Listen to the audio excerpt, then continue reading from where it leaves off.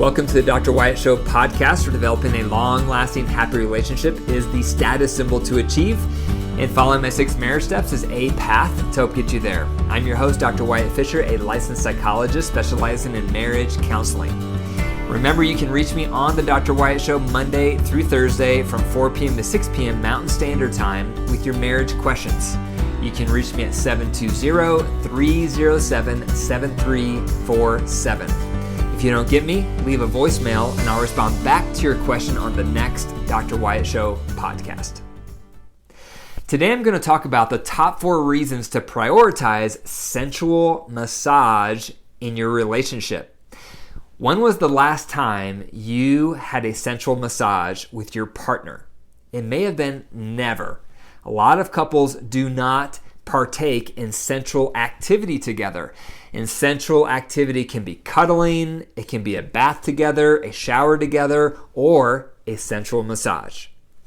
To define my terms, a sensual massage is where you set the scene.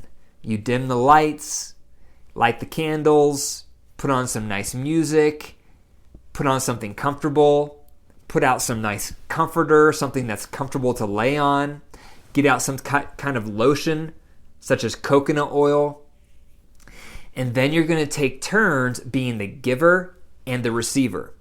The giver's job is to give the sensual massage. The receiver's job is to receive it. Sometimes we get so focused on giving, we forget to receive. Other times we get so focused on receiving that we forget to give. Therefore, you have designated roles for a certain time. So you may want to use a timer. Set the timer for 15 minutes. And then one of you be the giver and one of you be the receiver. So the giver is giving the massage. So you're going to start with your partner's feet, then move up to the calves, then the thighs, then the stomach, then the arms, then the hands, then the back, then the shoulders, and then the head. Now, when you are giving the massage, you're going to experiment with how to touch your partner's body per body part, because they may like to be touched differently in different places of their body. So, receiver, it's your job to give your partner feedback, and that's called positive redirect with affirmation. So, for example, if your partner is rubbing your feet and it doesn't feel very good, maybe it's too soft or maybe it's too firm, then you need to give feedback and tell them how to adjust how they're touching your body part, your feet, and then when they adjust it, affirm them by saying, yes, that feels good. So it's called positive redirect with affirmation. You need to train your partner on how to touch your body, because we can't read your mind. We don't know how you like to be touched. And so you have to provide that feedback. By the way, there's no sexual touching during the sensual massage. This is all non-sexual touching. And I encourage you to keep your undergarments on, because if you're naked doing a sensual massage, it's going to do 2 things. It's going to make the low libido partner feel pressure that it has to turn sexual, which will sabotage them being relaxed during the sensual massage. And for the high libido partner, if you have no clothes on, they're going to become sexually frustrated from all the stimuli if things don't turn sexual. So it's helpful to leave your undergarments on as a visual reminder that this is not sexual time, it's sensual time.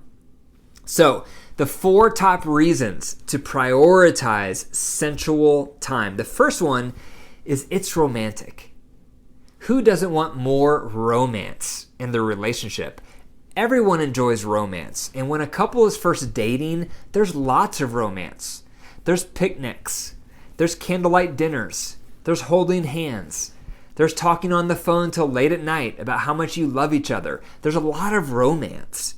But when you're together for a while, we stop romancing each other and things get boring. Things get stale. We don't feel wooed anymore. So start prioritizing sensual massage, because it's a great way to add in romance. Think about being with your partner to candlelight and nice music while you're munching on dark chocolate, while you're taking turns being the giver and the receiver with coconut oil as you rub each other's bodies. That's very romantic. And that's a wonderful thing to add into your relationship because your relationship is probably missing romance. The second reason to prioritize sensual massage is because it's rare. A lot of couples don't have near enough affection, and they don't have near enough sexual contact. And they certainly don't have any sensual contact. And that sensual contact is often the missing link between the two. And I'll get more into that later. But you need to prioritize sensual massage because it's rare. It's a rarity to prioritize this. It's rare to dim the lights and turn on the music and get out some dark chocolate and what have you. It's rare to enter into that special space of sensual activity together. That's why it's so important. A third reason to prioritize sensual time is because it's bonding. When you're in sensual activity, you're not talking about the kids. You're not talking about the stress of your work. You're not preoccupied with the laundry that has to get done. It's so relaxing and so enjoyable, and you're experiencing something so pleasurable with your partner, it makes it highly bonding. After a sensual massage, you're going to feel closer, you're going to feel more connected, you're going to feel more known by your partner because you've just done something very special together. You've had sensual time together because you had a sensual massage. So that's the third reason to prioritize it, because it's bonding. It's good for your relationship. The fourth reason to prioritize sensual massage in your relationship is because it is required for low libido partners for them to come online sexually. So what do I mean by that? Low libido partners are often slow to build arousal. Their sexual response cycle is responsive, not spontaneous. A high libido partner, their sexual energy is spontaneous. All they need is some type of visual stimuli and they're ready to go. It's spontaneous. It's a microwave. Low libido partners are the opposite. They're more like a slow cooker or a crock pot. It takes them a while to build arousal. Their sexual energy is responsive. They're not going to feel any arousal until after foreplay begins. So, sensual activity, sensual massage becomes the beginning to that foreplay. It gives the low libido partner a chance to start feeling aroused, to start desiring erotic contact. It gives them a chance to get into that space, to relax, to absorb your touch. They need that in order to start feeling arousal or to start being open to arousal. That's why it almost never works for a low libido partner to just jump right into sex. It's too jarring. That's not how they're wired. It's almost impossible for a low libido partner to jump from no touch into sexual contact. They're not going to have a very enjoyable experience if that's how you approach it.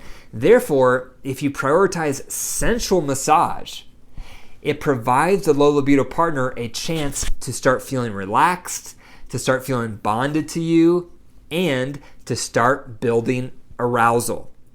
So, several things can happen after the sensual massage is over. Some nights, only one of you is going to feel aroused, probably the high libido partner. On those nights, that person can go into another room and pleasure themselves if they choose to. Other nights, you're both going to be aroused, or you're open to getting aroused, and those are the nights after the sensual massage that you would move into sexual contact. And the sexual contact, it can be a variety of things. Some nights it can be everything above the waist. Other nights it can be everything below the waist manually. Other nights it can be everything below the waist orally. Other nights you can just lay side by side and pleasure yourself. Other nights it can be everything, including intercourse. And this defers to the low libido partner. They're in control. They get to choose. Because we want to bring voice and choice back to the low libido partner so they're present and they're engaged with full consent. That's the best for both partners. So you have to view sexual contact as a buffet to get there. So that's the fourth reason you want to prioritize sensual massage, is because that kind of activity is required for low libido partners to slowly build arousal. So those are 4 top reasons to consider prioritizing sensual massage in your relationship. Number 1 is because it is romantic. Number 2, it's because it is rare.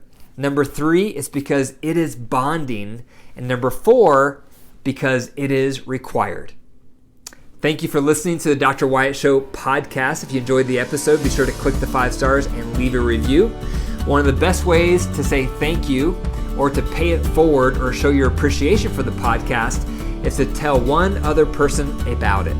If you could commit to telling one other person about the Dr. Wyatt Show podcast today, I'd really appreciate it.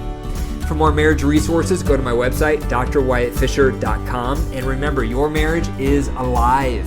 So if you care for it and nurture it, it will grow. But if you deprive it and neglect it, it will wilt and die. The choice is up to you. Take care.